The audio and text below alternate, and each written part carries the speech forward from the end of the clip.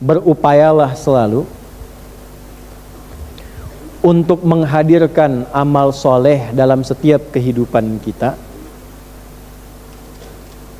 sepanjang matahari masih terbit menyinari kita dalam kebaikan. Itu dulu poinnya. Sudah? 2, berupayalah belajar dari musibah hidup untuk memperbaiki kekurangan-kekurangan hidup yang sebelumnya pernah dilakukan. 3, awas, ini belum selesai kesimpulannya. Tidak ada manusia yang sempurna. Pasti sepanjang kita bukan nabi dan rasul pernah berbuat salah, itu pasti. Ustadz juga sama, pasti pernah salah, nggak ada ustadz yang sempurna. Makanya sering saya katakan, kalau belajar dari ustadz manapun, sepanjang itu baik, ambil kebaikannya. Kalau tak sepakat, sudah ditinggalkan saja. Yang tak sepakatnya tidak harus menghukumi orangnya. Itu paling gampang supaya kita nggak punya urusan di hari kiamat nanti. Jelas? Karena sepanjang manusia bukan nabi, bukan rasul, pasti punya apa? Salah. Nggak ada yang sempurna. Orang yang baik itu adalah orang yang belajar dari kesalahannya untuk memupuk kesolehan di masa kehidupannya. Kalimat paling gampangnya gini, kalau mau dibikin status boleh ya. Betul, dan itu Allah sangat mencintai. Allah sangat cinta. Allah sangat mencintai pelaku maksiat yang gemar bertobat dibandingkan orang soleh yang tidak pernah merasa salah. Itu, catat tuh. Allah sangat mencintai pelaku maksiat yang gemar bertobat dibandingkan orang soleh yang tidak pernah merasa salah. Pak, Bu, mohon maaf, nggak ada yang sempurna, semua punya masa lalu. Makanya kenapa harokatnya fathah, supaya dibuka masa lalu itu, membuka masa depan yang lebih baik.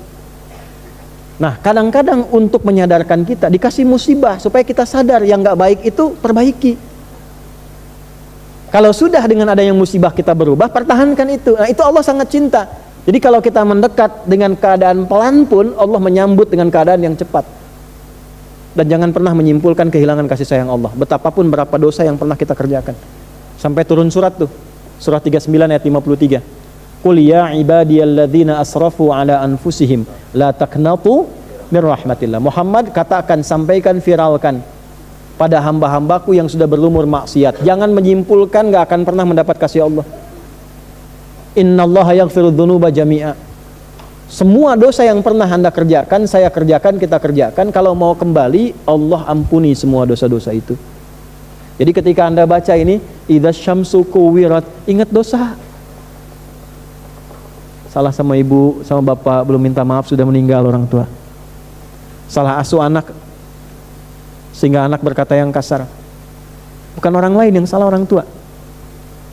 Salah asuh. Jangan nyalain guru. Guru nggak salah. Antum tuh harus tanggung jawab. Saya, kita selaku ayah dan ibu mendidik anak.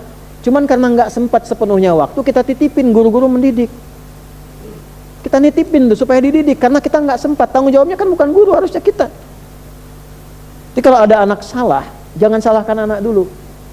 Kita dulu. Lihat dulu tuh. Jadi begitu baca idza syamsu kuwirat, ingat dosa. Istighfar. Sebelum datang musibah.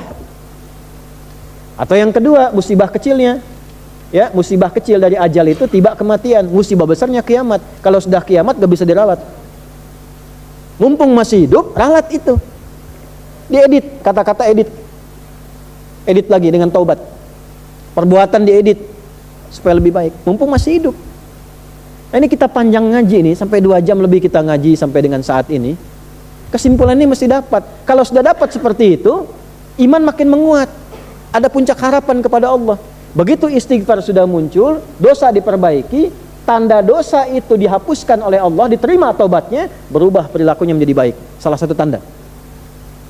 Makanya ketika ada kalimat taba wa amila sholiha, seringkali disampaikan begitu dalam Quran.